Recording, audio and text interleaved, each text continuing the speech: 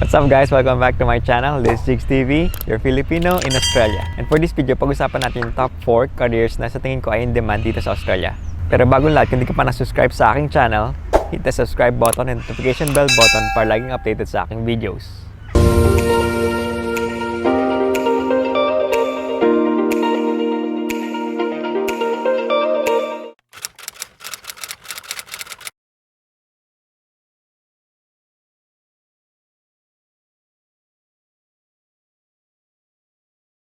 So nandito pala ulit tayo sa Balmoral Beach. So ang ganda kasi dito kaya bumalik tayo. So sarap muni-muni. Nagjo-journal kasi ako ngayon. Hindi, biro lang. So balik tayo sa ating topic today. Papakita ko pala sa inyo yung paligid ko. Yan. Diba? Ang ganda, diba?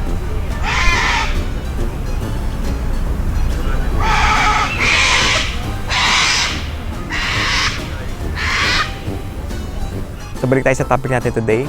So syempre yung mga babanggitin ko dito is based lang sa aking opinion at observation. Pero sa tingin ko, itong mga careers na to is yung mga talagang in demand dito or parang bang wala kayong talo kung gusto nyo magpunta dito sa Australia.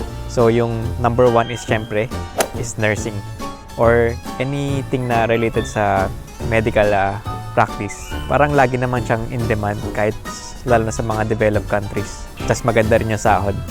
Tapos yung mga napansin ko, parang yung iba nag-aaral pa, kumbaga nag-student visa pa for nursing para makapunta dito sa Australia.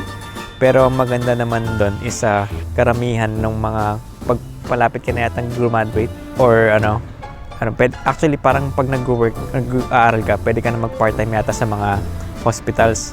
Tapos kapag malapit ka graduate, kadalasan doon is offeran ka na nila ng permanent work sa hospital. Tapos syempre, pwede ka nang offeran din ng working visa or hindi ko lang alam yung process din. Baka pwedeng mag-apply ka na ng permanent visa.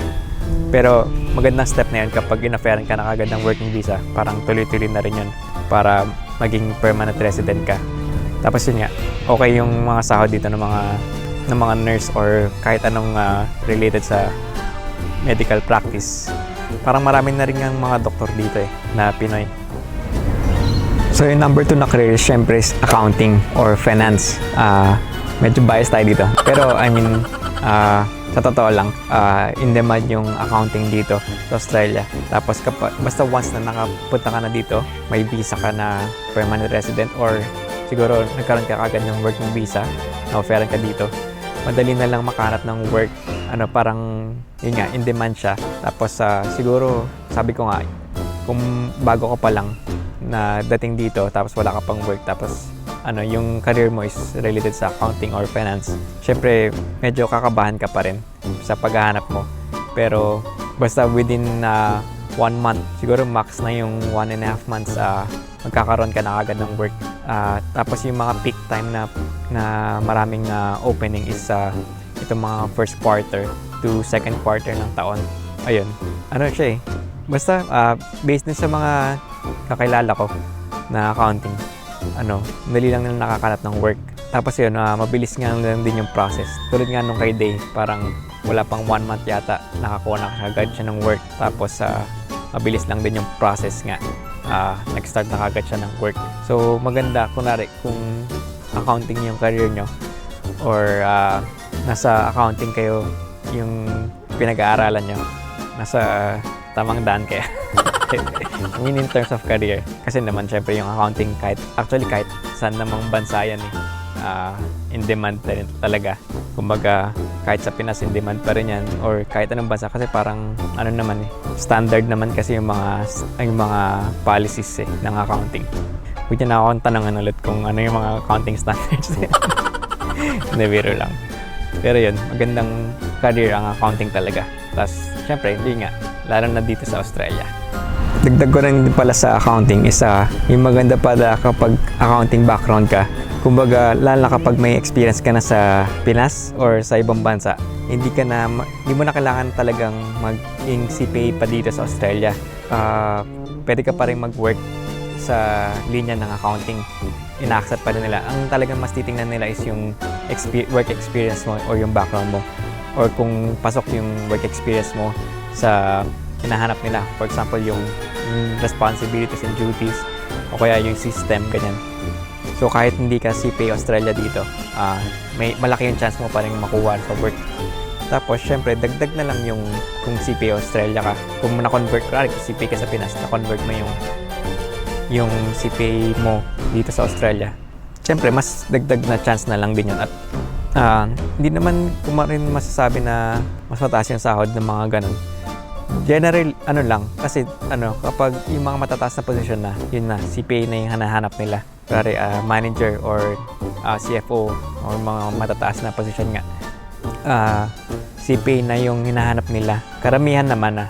So, kaya dun magiging mataas yung sahod ng kapag CPA Australia ka. Pero, pwede namang hindi ka manager pero okay pa rin yung sahod mo.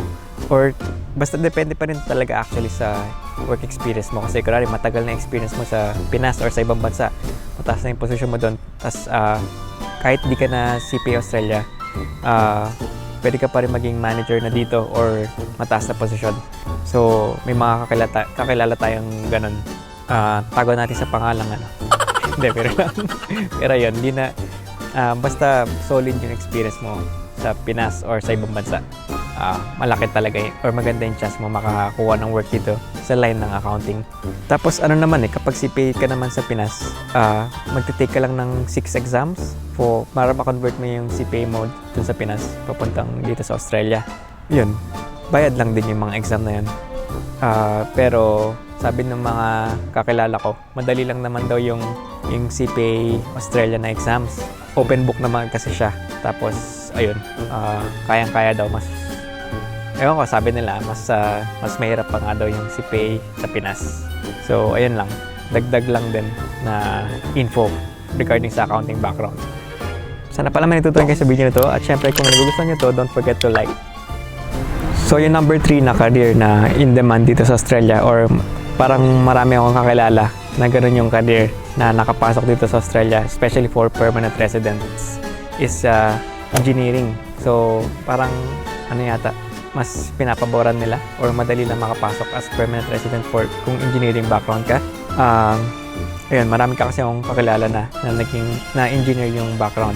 Ang lang dito, ang medyo kailangan lang i-take note is, ewan ko, based sa mga kakilala ko, parang nahirapan yata sila makahanap ng work na sa line ng engineering or same nung line ng work nila sa Pinas or sa ibang bansa na related sa engineering.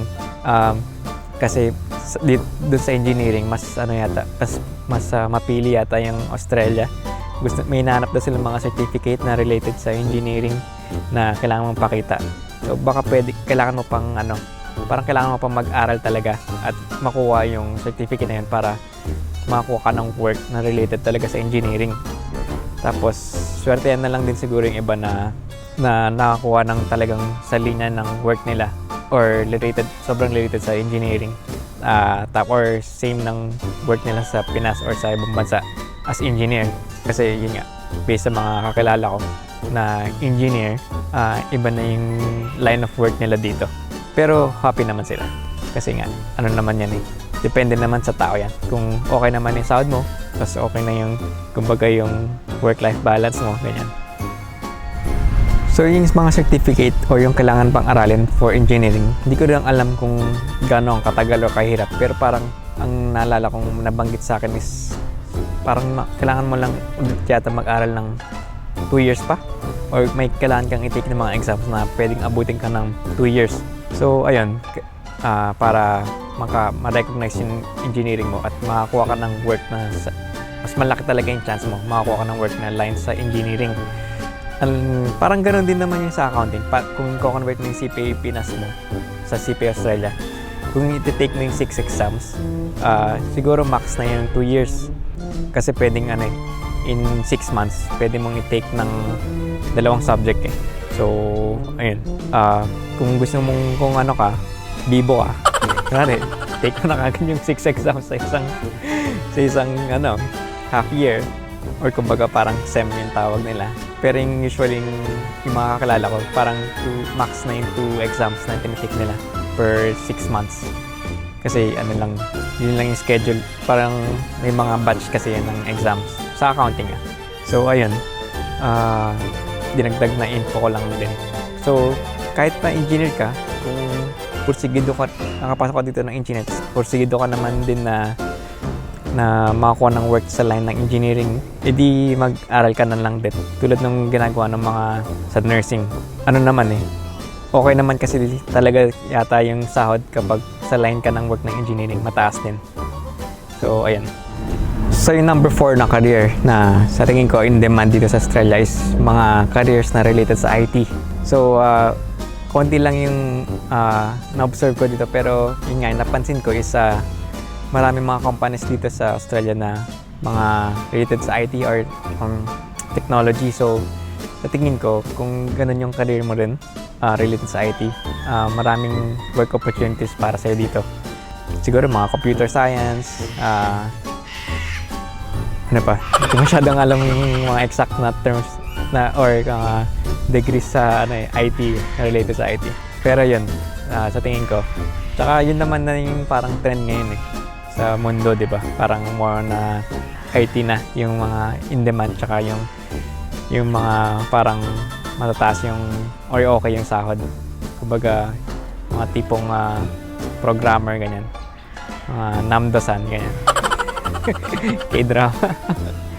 Startup tayo yan. So, ayun. So, yun lang guys. Sana may natutunan kayo sa aking video today.